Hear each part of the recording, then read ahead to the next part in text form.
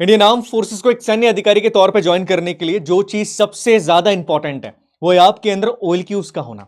OLQ मतलब officers like qualities.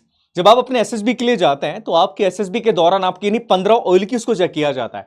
अब एक बहुत बड़ा सवाल यह आता है कि इन OLQs को डेवलप कैसे किया जा सकता है और ये OLQs वास्तविकता के अंदर क्या है। जय नवरवन, आई एम प्रथमेश रंजनी और मैं आप सभी का डिफेंस वाला के इस अमेजिंग प्लेटफॉर्म के ऊपर बहुत बहुत स्वागत करता हूं।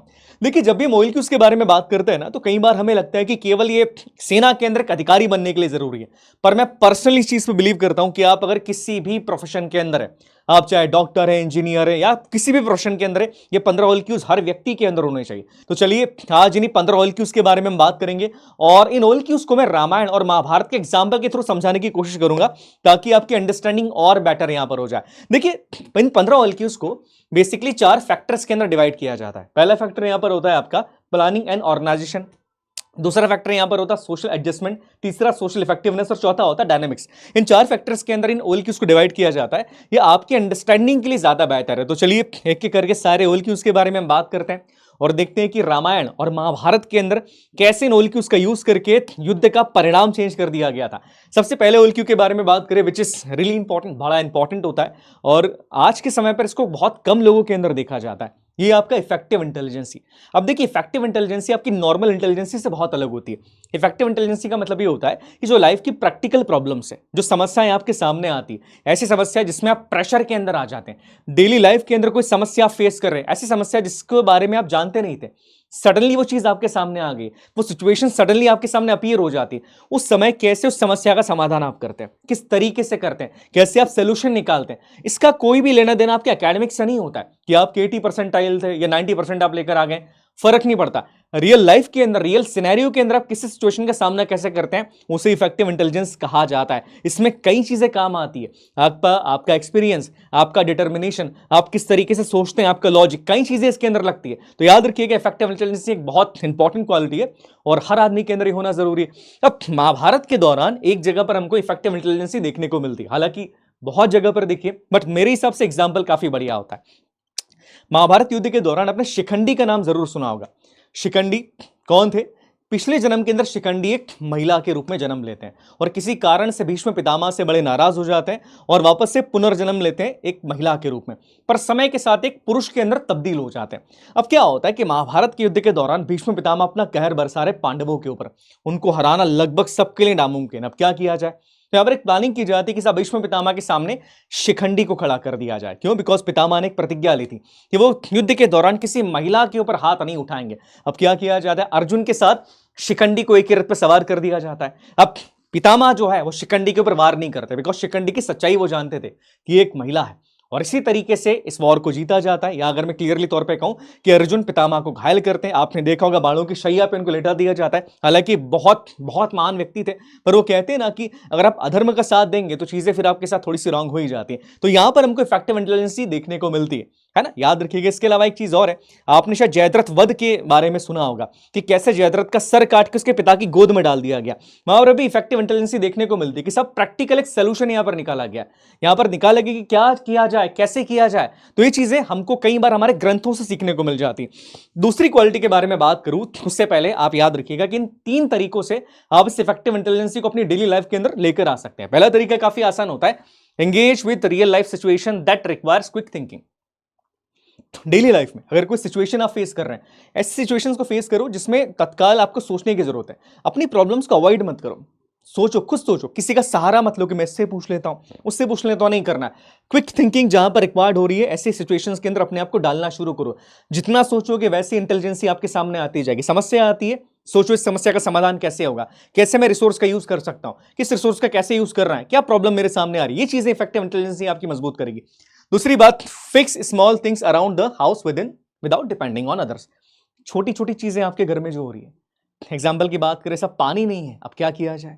एग्जाम्पल की बात करें, सब रेडियो नहीं चल रहा है, क्या किया जाए। बहुत बेसिक चीज है ना, टीवी नहीं चल रहा है, क्या किया जाए। छोटी सी कोई प्रॉब्लम आ गई कि रे पार्ट्स नहीं मिल रहा है, क्या किया जाए। खुद से फिक्स करने की कोशिश करो। हालांकि चीजें खराब नहीं करनी है आपको, पर जो छोटी समस्याएं आपकी लाइफ के अंदर आती है उसको खुद से सही करने की कोशिश करो। तीसरी बात, मेंटल कंडीशनिंग, बहुत बढ़िया चीज ये होती है। देखिए, इफेक्टिव इंटेलिजेंस डेवलप करने का ये बड़ा अच्छा तरीका होता है। आप इमेजिनरी प्रॉब्लम्स के बारे में सोचो कि अच्छा ऐसा होगा तो फिर मैं क्या करूंगा, प्रॉब्लम इमेजिनरी बनाओ और उसका सोल्यूशन भी दिमाग के अंदर सोचना शुरू कर दो। प्रॉब्लम रियल में नहीं हुई है आपकी, पर दिमाग में सोचो कि ये प्रॉब्लम अगर हो जाएगी तो मैं क्या करूंगा। इससे आपकी मेंटल कंडीशनिंग होती है, आपका दिमाग चलना शुरू होता है, दिमाग घिसता है इससे आपका, आपके दिमाग के अंदर और प्रज्वलता आती है। तो ये चीजें इंपॉर्टेंट है आपकी इफेक्टिव इंटेलिजेंसी के लिए। दूसरे OLQ के बारे में बात करें, which is also very important, और इस OLQ को मदर ऑफ ऑल OLQ के नाम से जाना जाता है। जी हाँ, यहां पर हम बात करें रीजनिंग एबिलिटी के बारे में, बहुत इंपॉर्टेंट OLQ है। अब देखिए रीजनिंग एबिलिटी वास्तविकता के अंदर क्या होता है। रीजनिंग एबिलिटी बेसिकली दो बेसिस पे टिका होता है। पहला बेसिस का होता है कि आपको सिचुएशन की अवेयरनेस है कि नहीं, आप परिस्थिति को समझ पाए कि नहीं समझ पाए। कोई सिचुएशन आपके सामने आती है, कोई प्रॉब्लम आपके सामने आती है, आप उस प्रॉब्लम को समझ पाए कि नहीं समझ पाए। इसी के साथ इफेक्टिव इंटेलिजेंस में ये चीज चेक की जाती है कि आपने उस सोल्यूशन का, जो उस सिचुएशन का जो समाधान निकाला है, उस प्रॉब्लम का जो सोल्यूशन निकाला है, वो लॉजिकल है कि नहीं है। फॉर एग्जाम्पल की बात करें कि आपके सामने एक सिचुएशन आई, एक परिस्थिति आपके सामने आती है, आप उसका सोल्यूशन निकालते हैं। सोल्यूशन आप 5 तरीके से निकाल सकते हैं। फॉर एग्जांपल की बात करें, कहीं पर आग लगी, अब आग बुझाई जा सकती है पानी से भी, फॉर्म से भी और CO2 से भी। अब इफेक्टिव इंटेलिजेंस ये दिखाती है कि आप पहले सिचुएशन को समझे कि आग लगी किससे, उसके बाद आप लॉजिक के साथ डिसीजन लेंगे कि मेरे को पानी से बुझानी है उस आग को, या CO2 से बुझानी है, या मेरे को फॉर्म से बुझानी है। ये चीज यहां पर काफी इंपॉर्टेंट हो जाती है। इसी के साथ इफेक्टिव इंटेलिजेंस के अंदर यह भी चेक किया जाता है कि जो सोल्यूशन आपने दिया है, उस सोल्यूशन के बारे में आपने विचार किया कि नहीं किया। आपने ये सोचा कि अगर मैं सोल्यूशन लूंगा या ये प्रॉब्लम को सॉल्व करने के लिए मैं स्टेप लेता हूं, इसका परिणाम आगे जाके क्या होगा। मतलब आप आगे के बारे में भी सोचते हैं, आप लॉजिक आगे के लिए भी लगा रहे कि अगर मैं ये करूंगा तो उसका परिणाम आगे जाके क्या होगा। आप केवल अभी के लिए नहीं सोच रहे हैं, और ये चीज होती है आपकी reasoning ability, which is really important, बहुत इंपॉर्टेंट क्वालिटी है। अब इसका एग्जांपल भी आपको देखने को मिलता है कि सिचुएशन को समझ के लॉजिक के साथ एक सोल्यूशन निकालना कि इस समय के लिए सही क्या है और आगे के लिए भी क्या। सिचुएशन के साथ ये जो सिचुएशन है, इसमें अगर मैं ये सोल्यूशन निकालता हूं तो आगे इस सोल्यूशन का परिणाम क्या निकलेगा, इसको देखकर आप एक डिसीजन यहां पर लेते हैं। इसका एक बहुत अच्छा एग्जांपल मिलता है महाभारत से। आपने देखा होगा जब महाभारत के युद्ध छिड़ने ही वाला था, तो प्रभु श्री कृष्ण जाते हैं दुर्योधन से मिलने, कौरवों से मिलने के लिए। वो उनके सामने एक प्रस्ताव रखते हैं, वो कहते हैं कि देखिए, युद्ध में दोनों पक्षों के लोग मारे जाएंगे, जन धन दोनों की हानि होगी, जो किसी के लिए सही नहीं है। तो एक काम करते हैं कि आप पांडवों को 5 गांव दे दीजिए दान में। हालांकि दुर्योधन माना नहीं, पर देखिए यहां पर एक बहुत अच्छा एग्जांपल हमको देखने को मिलता है रीजनिंग एबिलिटी का। लॉजिक लगाया उन्होंने बोला कि देखिए युद्ध होगा, पर युद्ध सही नहीं है, बेटर है कि आप बैठकर सोल्यूशन निकाल लें। परिस्थिति बन चुकी है, बट स्टिल एक ऐसा लॉजिकल सोल्यूशन निकाला जाए जिसको दोनों फायदा हो जाए, सामने वाले पक्ष को, कौरव को, पांडव को, दोनों को फायदा हो जाए। तो ये चीज हमको महाभारत के अंदर देखने को मिलती है। इसको डेवलप करने के कुछ तरीके हैं विच इज रियली इंपॉर्टेंट। पहली बात, 3 वाई टेक्निक, सबसे इंपॉर्टेंट टेक्निक ये होती है। 3 वाई टेक्निक का मतलब क्या होता है, प्रॉब्लम को वाई के रूप में देखना शुरू करो। फॉर एग्जाम्पल की बात की जाए, मान लीजिए एक समस्या है कि मशीन खराब हो गई है, उसके डीपर जाओ। मशीन खराब क्यों हुई है, बिकॉज मशीन का कॉइल खराब हो गया था।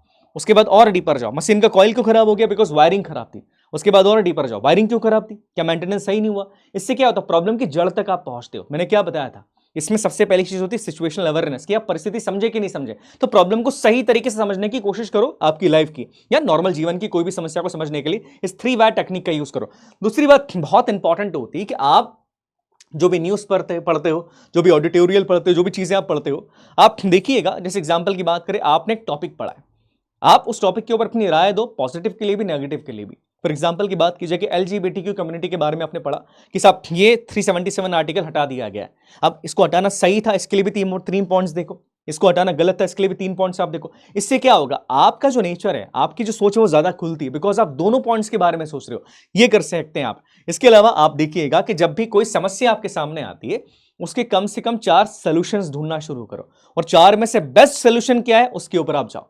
ये बड़ा इंपॉर्टेंट होता है, बिकॉज आपका सोल्यूशन लॉजिक के अंदर होना चाहिए। तो ये चीजें हैं जिसके द्वारा आप अपनी रीजनिंग एबिलिटी को बढ़ा सकते हैं। अब इसके बाद बड़ी इंपॉर्टेंट क्वालिटी है ऑर्गेनाइजिंग एबिलिटी, चीजों को ऑर्गेनाइज करने की क्षमता। अब ये चीज प्रभु राम से बढ़िया कौन देख सकता है। आप पूरी रामायण जी को पढ़िएगा, उसमें ऑर्गेनाइजिंग एबिलिटी आपको देखने को मिलती है। कैसे प्रभु श्री राम ने वानरों की सेना के साथ, आप देखते हैं, पूरे पुल को पार कर लिया। पुल किसकी सहायता से बनाया गया, पत्थरों की सहायता से। नल और नील दोनों के काम दिया गया। इसमें 2 चीजें आती है। देखिए, ऑर्गेनाइजिंग एबिलिटी का मतलब ये नहीं होता कि आप केवल चीजों को ऑर्गेनाइज कर ले। इसमें दूसरी चीज ये आती है, एक लीडर के तौर पे आपको पता होना चाहिए कि मेरे किस साथी का उपयोग कहां है, मेरे किस साथी में कितना पोटेंशियल है, किसको लाइन में मुझे आगे खड़ा करना है, किसको पीछे खड़ा करना है। फॉर एग्जाम्पल की बात की जाए, श्री राम ने यहां पर नल और नील को एक काम दिया, बिकॉज उनके बारे में वो जानते थे कि वो किस काम में माहिर है। तो ये चीजें काफी इंपॉर्टेंट होती। इसके साथ जो रिसोर्सेस थे आसपास के, उन्हीं का यूज करके ब्रिज बना लिया गया। तो बहुत इंपॉर्टेंट चीज है जो आपको रामायण से देखने को मिलती है। अब ऑर्गेनाइजिंग एबिलिटी के लिए आप क्या कर सकते हैं, देखिए सबसे पहली चीज अपने दिन को ऑर्गेनाइज करना शुरू करो कि सुबह में इतनी बजे उठूंगा, उसके बाद मैं ये करूंगा, फिर मैं ये करूंगा। सबसे पहले अपने पूरे दिन को ऑर्गेनाइज करना शुरू करो, तो सबसे इंपॉर्टेंट चीज वही होती है। उसके बाद यूज द टाइम ब्लॉक्स। कई बार हम क्या करते हैं, बड़े लीनियंट हो जाते हैं। एग्जाम्पल की बात करें, आपने तय करा कि 9 से 10 में पढ़ूंगा, फिर आप क्या करते हैं, नहीं मैं तो 9 से 9:30 तक ही पढ़ूंगा और उठ जाता नहीं। ये चीज मत कीजिएगा, टाइम ब्लॉक्स का यूज करना शुरू कीजिए कि 9 से 10 में पढ़ूंगा तो पढ़ूंगा, 10 से 12 मैनेज करूंगा तो करूंगा। ये चीज करते हो ना, हाँ, तो इसका ध्यान रखना है। इसके अलावा ऑर्गेनाइज इवेंट्स, ये बढ़िया तरीका होता है कि आपके आसपास, आप जिस स्कूल के अंदर है, कॉलेज के अंदर है या घर के अंदर भी है, छोटे छोटे इवेंट्स को ऑर्गेनाइज करना शुरू कर दी। फॉर एग्जांपल की बात करें, घर पे किसी पार्टी को ऑर्गेनाइज आपने कर लिया, स्कूल के अंदर किसी इवेंट को आपने ऑर्गेनाइज कर लिया, कॉलेज के अंदर फेस्ट को आपने ऑर्गेनाइज कर लिया, पार्टिसिपेट करना शुरू कीजिएगा। इससे समझ में आता है कि किस रिसोर्स का उपयोग कितना करना है, क्या चीजें किस तरीके से की जाती है, किसका उपयोग हमें कहां पर करना है, और ये चीजें करके आप अपनी इस एबिलिटी को बढ़ा सकते हैं। काफी इंपॉर्टेंट है, याद रखिएगा। इसके बाद नेक्स्ट अगर हम बात करें, that is a power of expression. सबसे इंपॉर्टेंट तो ये होता है आप कैसे अपनी बात को रख पाते हो, और इसका सबसे अच्छा एग्जाम्पल श्रीमद् भगवद गीता से अच्छा कुछ हो ही नहीं सकता है, जब प्रभु श्री कृष्ण अर्जुन को उपदेश देते हैं। आप देखिएगा, अर्जुन ने तुमने गांडीव को छोड़ दिया था कि मैं युद्ध कैसे लड़ूं, सामने मेरे कौन है, सामने मेरे भीष्म पितामह है, द्रोणाचार्य है, कृपाचार्य है, मेरे भाई दुर्योधन है, कैसे वॉर लड़ लूं। यहां पर श्री कृष्ण ने अपने पावर ऑफ एक्सप्रेशन के द्वारा अर्जुन को समझाया कि वास्तविकता में धर्म क्या है और अधर्म क्या है। ये सबसे इंपॉर्टेंट चीज होती है कि आप अपनी बातों को क्लियरली कैसे रखते हैं, इसी कहा जाता है पावर ऑफ एक्सप्रेशन। देखिए, एक लीडर के तौर पे जरूरी होता है कि आप कैसे अपनी बात को रख रहे हैं, किस तरीके से अपनी बात को आप कहते हैं, लोग आपकी बात कितनी समझ पा रहे हैं। तो याद रखिएगा, पावर ऑफ एक्सप्रेशन एक लीडर की सबसे बड़ी क्वालिटी होती है। अगर आप अपनी बात समझा नहीं पा रहे तो एक लीडर के तौर पर आप ढंग से काम कर नहीं पाएंगे। अब इसको डेवलप करने के कुछ आसान तरीके होते हैं। जैसे एग्जाम्पल की बात की जाए, इंगेज इन पब्लिक स्पीकिंग, लोगों से बात करना शुरू करो। जब तक लोगों से बात नहीं करोगे आप कुछ कर नहीं सकते। मैं क्लियरली आपसे ये कह रहा हूं, आप केवल पढ़कर अपने पावर ऑफ एक्सप्रेशन को नहीं बढ़ा सकते। इसके लिए आपको लोगों से बात करनी पड़ेगी, कम्युनिकेट करना शुरू करो। इंग्लिश में नहीं कर पा रहे, हिंदी में करना शुरू करो, अपना हेसिटेशन हटाओ। दूसरी बात, राइटिंग रेगुलरली, रोज लिखना शुरू करो। अब आप कहेंगे सर हम बात कर रहे हैं स्पीकिंग के बारे में, हम बात कर रहे हैं पावर ऑफ एक्सप्रेशन के बारे में, और आप बात कर रहे हैं लिखने के बारे में। जी हाँ, देखिए क्या होता है ना कि जब आप लिखते हैं, आपके थॉट्स जब वर्ड्स के अंदर कन्वर्ट होते हैं तो आपको एक कॉन्फिडेंस आता है, आपको नए शब्द मिल जाते हैं। तो ये चीज़ बड़ी इंपॉर्टेंट हो जाती है अपने वॉकैब को भी इंप्रूव करने के लिए। कई बार हम बोलने में उन शब्दों का यूज नहीं करते, बट जब हम सोचते हैं ना, सोचने के बाद जब उन शब्दों को हम लिखते हैं तो वो शब्द बड़े बहुत अच्छे होते हैं, शब्द बड़े आपके बढ़िया हो जाते हैं। तो ये चीज़ याद रखिएगा कि आप रोज लिखना शुरू कीजिए, इससे आपकी वॉकैब इंप्रूव हो जाएगी। तीसरी बात, बी कंसाइज एंड क्लियर। देखिए, जब भी आप बोलते हैं, जब भी आप बोलना शुरू कर रहे हैं, किसी से बात कर रहे हैं, किसी टॉपिक के ऊपर बात कर रहे हैं, आप किसी चीज को नरेट कर रहे हैं, आपके शब्द बड़े क्रिस्प और क्लियर होने चाहिए। आपको क्लियरली बोलना है, आपको किसी ऐसे शब्द का यूज नहीं करना है विच इज वेरी इनअप्रोप्रिएट। और ये ट्राई कीजिए कि अपनी बड़ी सी बात को कम शब्दों के अंदर कहने की क्षमता रखिए। बहुत इंपॉर्टेंट चीज यहां पर होती है। इसके साथ आप न्यूज़पेपर पढ़ सकते हैं, लोगों से बात कर सकते हैं, अपने आप से बात कर सकते हैं, कांच में कई सारी चीजें होती है। बट मेरे हिसाब से सबसे इंपॉर्टेंट ये कि आपको लोगों के साथ इंगेज होना पड़ेगा। लोगों से बात कीजिए, पब्लिक स्पीकिंग के अंदर इंगेज हो जाइए, और आपका पावर ऑफ एक्सप्रेशन ऑटोमेटिकली यहां पर बढ़ जाएगा। नेक्स्ट क्वालिटी के बारे में बात करें, that is social adaptability. Situation के साथ अपने आप को अडॉप्ट करने की क्षमता, सिचुएशन के साथ अपने आप को ढालने की क्षमता। अब आप महाभारत के बारे में बात करें या आप रामायण जी के बारे में बात करें, आप देखिएगा दोनों जगह पर, चाहे हम पांडवों के बारे में बात करें या हम बात करें प्रभु श्री राम, माँ सीता और लक्ष्मण जी के बारे में, सबको अपने माहौल से निकल के कहीं और जाना पड़ा। हम दोनों जगह देखेंगे, दोनों जगह राजकुमारों की बात की जा रही। स्टिल बाहर निकले, वो वन के अंदर गए, वनवास के दौरान, अज्ञातवास के दौरान उन्होंने उस माहौल के अंदर अपने आप को ढाला और अपने आप को इंप्रूव करा। ये बहुत जरूरी होता है। आप ये नहीं कर सकते कि जब आप किसी दूसरे माहौल के अंदर जाए आप अपनी सारी क्षमताएं खो दें, आपका कॉन्फिडेंस खत्म हो जानी। आपको अपने आप को हर माहौल में इंप्रूव करना जरूरी होता है, और हर माहौल के अंदर आपको ढालने की क्षमता अपने अंदर होनी चाहिए आपके। बिकॉज जब आप फौज के अंदर जाएंगे ना, हो सकता है आप कभी सियाचिन के अंदर तैनात है, कभी पंजाब के अंदर तैनात है, और आपकी यूनिट्स भी अलग अलग हो सकती है। तो उस माहौल के हिसाब से आपको ढालने की क्षमता अपने अंदर होनी चाहिए। अब इसको इंप्रूव करने का सबसे बढ़िया तरीका क्या होता है, अपने कंफर्ट जोन से बाहर जाओ। ये नहीं करना कि मैं तो केवल यही कर सकता हूं, नहीं, अपने कंफर्ट जोन से बाहर जाना शुरू करो और लोगों से मिलना शुरू करो। अलग अलग जगह पर जाओ। एक ऑरा के अंदर मत रहो कि बस यही मेरे लोग हैं, इन्हीं से मैं बात करता हूं, केवल इसी जोन के अंदर मैं रहूंगा, नहीं, कंफर्ट तुमको खा जाएगा। तो ये चीज करना जरूरी हो जाता है। दूसरी बात, be open to different prospectives. दूसरे का जो प्रोस्पेक्टिव है उसको भी जानने की कोशिश करो। मतलब दूसरे का जो नजरिया होता है उसको भी समझने की कोशिश करो। क्या होता है कि जब हम किसी दूसरे माहौल के अंदर जाते हैं ना, तो हम दूसरे के पर्सपेक्टिव को सही तरीके से अडप्ट नहीं कर पाते। हमको लगता नहीं ये सही कैसे हो सकता है, ये आपको नहीं करना। दूसरे के नजरिए को समझने की कोशिश करना शुरू करो और बी विलिंग टू लर्न, सीखने के लिए तैयार रहो।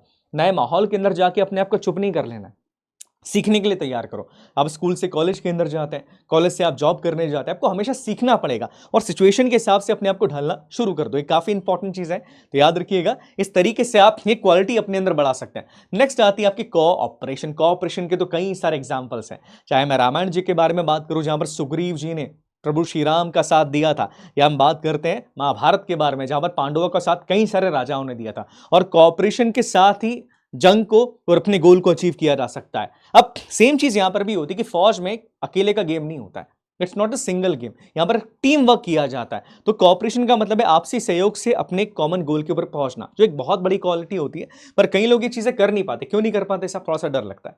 कैसे कोऑपरेट करें किसी के लिए, कैसे हम बात करें, because of the ego, because of the hesitation, इसको निकालना पड़ेगा। इसके लिए जरूरी क्या है कि अपना नेचर थोड़ा सा हेल्पफुल बना दीजिए। किसी को जरूरत नहीं है आपकी, फिर भी आप कोऑपरेट कीजिए। आप अगर किसी ग्रुप के अंदर है, किसी स्पोर्ट्स को खेलते हैं, एग्जांपल की बात कीजिए, आप फुटबॉल टीम के अंदर है, हॉकी टीम के अंदर है, अपने साथियों के साथ कोऑपरेट करना शुरू कर दीजिए। और कोऑपरेशन बढ़ाने का एक बहुत अच्छा तरीका ये होता है कि आप किसी भी टीम स्पोर्ट्स को खेलना शुरू कर दीजिएगा। जब आप लोगों के साथ रहेंगे, 10-12 लोगों के साथ, तब वो चीज ऑटोमेटिकली धीरे धीरे आपके एक्सपीरियंस के साथ बढ़ती जाती है। आप कोऑपरेट करना सीख जाते हैं, आप दूसरों के ओपिनियंस को समझना सीख जाते हैं। तो ये चीज आप कर सकते हैं कि आप किसी स्पोर्ट्स को ज्वाइन कर लीजिए जो कि टीम वर्क के लिए है। इसके अलावा आप देखेंगे participate in the team activity, मैं ऑलरेडी बता चुका हूं। और कई बार आपको ये करना पड़ेगा कि किसी ने आपकी हेल्प नहीं मांगी है, तो भी आप उसकी मदद कीजिएगा। ये भी इंपॉर्टेंट हो जाता है। हर बार ये नहीं कि आपका साथी आपकी मदद मांगेगा। तो ये कुछ चीजें जिसके बारे में आपको ध्यान रखना होगा।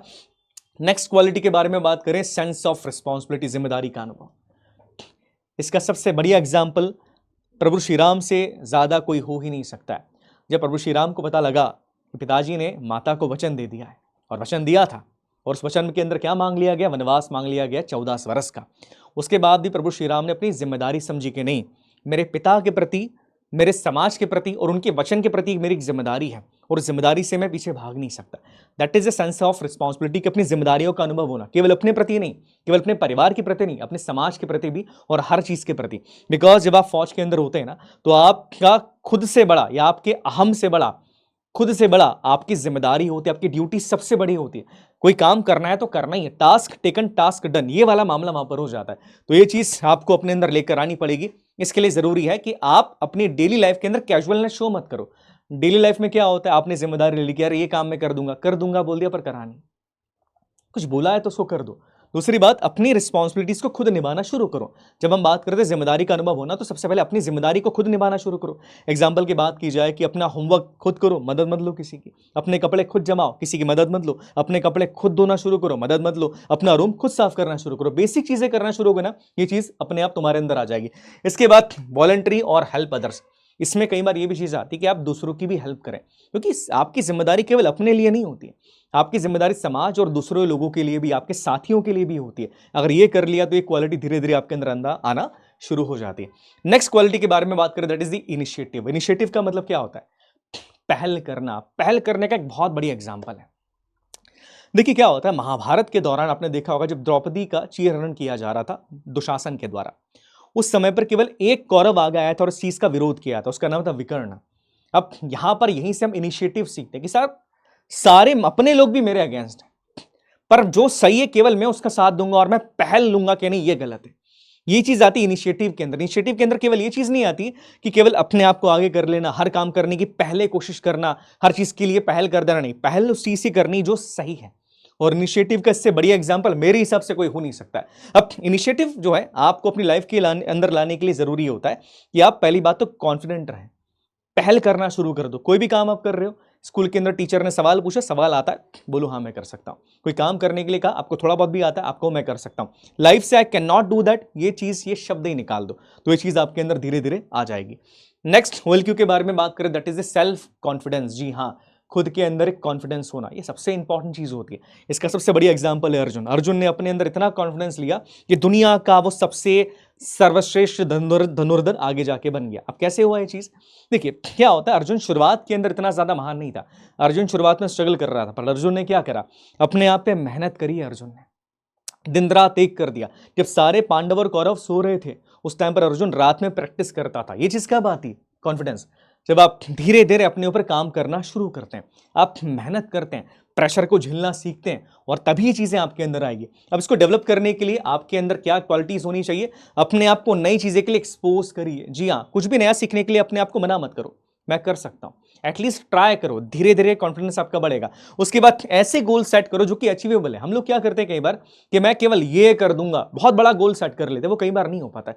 छोटे गोल सेट करो जो कि अचीवेबल है। अगर वो अचीव हो गया तो आपके लिए बहुत बढ़िया चीज वो हो जाती है और आप लाइफ में काफी आगे जाएंगे। Next, visualise success. अपनी जीत को विजुअलाइज करना शुरू कर दो कि अच्छा मैं इस तरीके से जीतूंगा, मेरे जीवन में ये चीजें होगी। इससे क्या होगा, कॉन्फिडेंट आप फील करना शुरू करते हैं और ये आपके लिए एक आगे का पाथ क्लियर कर देता है कि देखो मैंने ये चीज इमेजिन करी और मुझे वहीं पर पहुंचना है। तो एक चीजें आप कर सकते हैं। नेक्स्ट, OLQ के बारे में बात करें, that is the speed of decision. देखिए डिसीजन सही लेना काफी इंपॉर्टेंट होता है, पर कई बार जरूरी होता है कि टाइमली डिसीजन ले लेना। महाभारत के इवेंट के बारे में बात करें, आप सभी अभिमन्यु के बारे में तो जानते होंगे। जी हाँ, मैं वीर अभिमन्यु के बारे में बात कर रहा हूं।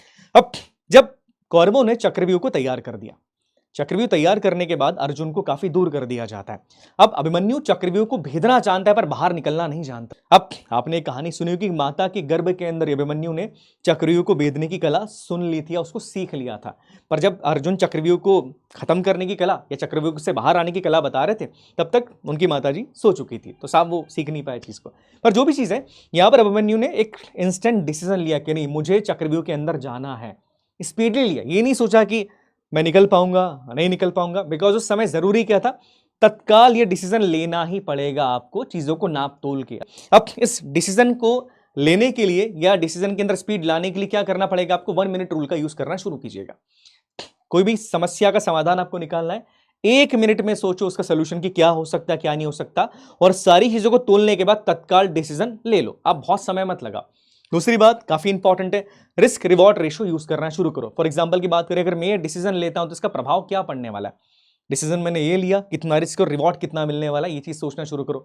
इसके बाद break large decision into the smaller steps, कि जो बड़े डिसीजंस है उनको छोटे छोटे डिसीजंस के अंदर लेना शुरू कर दो। इससे बड़ा डिसीजन लेने में आपको बड़ी आसानी हो जाती है। ओके, तो कुछ चीजें हैं बेसिक सी आपको पता होनी चाहिए। Next, ability to influence the group, काफी इंपॉर्टेंट क्वालिटी है। इसको डेवलप करने के लिए क्या करना पड़ेगा कि आप कैसे अपने साथियों को इन्फ्लुएंस कर पाते हैं। देखिए आप सामने वाले को इन्फ्लुएंस कब कर पाएंगे, जब आपका पावर ऑफ एक्सप्रेशन बढ़िया रहेगा। इसी के साथ आपको अपडेट रहना भी जरूरी होता है, बी अपडेटेड। आप अपने तर्क वाली बातों से सामने वाले को प्रभावित कर सकते हैं, अदरवाइज आप नहीं कर पाएंगे। ये चीज यहां पर भी कही जा रही है कि अपने तर्क की बात करना आप जानते हैं, आप तर्कों के साथ बात करते हैं, तभी ये चीज ये क्वालिटी आपके अंदर आ सकती है। इसके अलावा speak in your group with valid points. जब भी आप बात करो किसी से, अपने ग्रुप के अंदर बात करो, वैलिड पॉइंट्स के साथ बात करो, क्योंकि तभी आपके लोग आपकी प्रशंसा भी करेंगे और आपकी बात को मानेंगे भी। नेक्स्ट क्वालिटी के बारे में बात करें, दैट इज लिवलीनेस, जिंदादिली। अब जिंदा दिली के बारे में बात की जाए तो हनुमान जी से बेहतर इस चीज को कौन जान सकता है। आप देखिए प्रभु श्री राम के साथ साथ हनुमान जी के बारे में भी जब हम बात करते हैं, तो चाहे लंका का दहन करना हो, है ना, चाहे अशोक वाटिका को उजाड़ना हो, हर चीज के अंदर जिंदा दिली दिखती है उनकी। ये इतनी सिचुएशंस के अंदर भी वो खुश हैं, बहुत टेंशन नहीं लेना लाइफ के अंदर, हमेशा जिंदगी बरकरार रहनी चाहिए। ये चीज आपके अंदर भी होना चाहिए कि वो बच्चे को हमेशा अपने दिल के अंदर रखो। और इसके लिए जरूरी क्या होता है कि आप अपने आप को नई चीजों में इन्वॉल्व करते रहें, अपने आप को बोर मत होने दो, बिजी रखो अपने आप को, तो ये चीज आपकी लाइफ में धीरे धीरे आपके अंदर आना शुरू हो जाती है। नेक्स्ट क्वालिटी के बारे में बात करें, it is courage and stamina. इसका सबसे बढ़िया एग्जाम्पल अंगद से बेहतर कोई नहीं हो सकता है। करेज, अंगद रावण की सभा के अंदर जाते हैं, क्या बोलते हैं, मेरा पांव हिला के दिखा दो। कितनी बड़ी बात है, दैट इट नीड्स करेज। और करेज कब आता है, करेज आता है भरोसे से। और भरोसा किस पे करना है, अपने आप पे करना है। जिनमें भी भगवान को आप मानते हैं उन भगवान के ऊपर भरोसा कीजिए, ये चीज आपके अंदर होनी चाहिए। करेज, स्टेमिना, दो ऐसी क्वालिटीज है जो फौज के लिए बड़ी जरूरी होती है, बिकॉज करेज के बिना एनिमी का सामना नहीं कर पाओगे, स्टेमिना के बिना आप फिजिकल फिटनेस के अंदर फेल हो जाओगे। इन दोनों को अचीव करने के लिए क्या करना है आपको, देखिए सीधी सी बात है, आपके डर को समझना शुरू करो कि मेरा डर क्या है, और डर को फेस करो। मुझे डर लगता है साहब पढ़ने से, पढ़ना शुरू कर दो। दूसरी बात, रियली डेली लाइफ के अंदर आपको वर्कआउट करना ही है, कुछ भी हो जाए, चाहे मैं रनिंग करूंगा, चाहे जिम जाऊंगा, डेली लाइफ के अंदर मैं वर्कआउट करूंगा। इसी के साथ लाइफ के जो भी चैलेंजेस हैं मैं उनसे दूर नहीं भागूंगा, दूर भागने की जरूरत नहीं मुझे, मैं उन चैलेंजेस को कबूल करना शुरू करूंगा। तो ये कुछ चीजें हैं जो आपको समझनी चाहिए, that is really really really important. इसके बाद नेक्स्ट क्वालिटी के बारे में बात करें, that is the determination. Determination का मतलब क्या होता है, कितनी भी समस्याएं आ जाए जीवन के अंदर, मैं अपने लक्ष्य को हासिल करूंगा। 7 बार गिरने के बाद भी 8वीं बार उठने की क्षमता, इसे ही कहा जाता है डिटर्मिनेशन। ये चीज हर व्यक्ति के अंदर होनी चाहिए। इसके लिए क्या करना पड़ेगा, अपने अंदर एक स्ट्रॉन्ग वाई डेवलप करो। वाई का मतलब क्या है, मेरा जो लाइफ का पर्पस है वो पर्पस मेरा है क्यों। जितना स्ट्रॉन्ग वाई रहेगा उतनी जल्दी अपने लक्ष्य को प्राप्त कर लोगे वो, और कभी भी तुम डिमोटिवेट नहीं होगे। इसके अलावा लाइफ के चैलेंजेस को एम्ब्रेस करना सीखो, और इसके साथ आप जो भी चीजें अचीव करते हो डेली लाइफ के अंदर, उन चीजों को अचीव करने के बाद थोड़ा सा सेलिब्रेट करना सीखो कि हाँ मैंने चीज अचीव कर ली। तो ये कुछ चीजें हैं बेटा, ये क्वालिटीज हैं जो आपके अंदर होनी चाहिए, और इन बेसिक चीजों के द्वारा इन क्वालिटीज को आप अपने जीवन के अंदर लेकर आ सकते हैं। चलिए मैं नेक्स्ट सेशन के अंदर मिलता हूं आपसे, आप सब अपना ध्यान रखिएगा, तब तक के लिए जय हिंद, जय भारत, भारत माता की जय।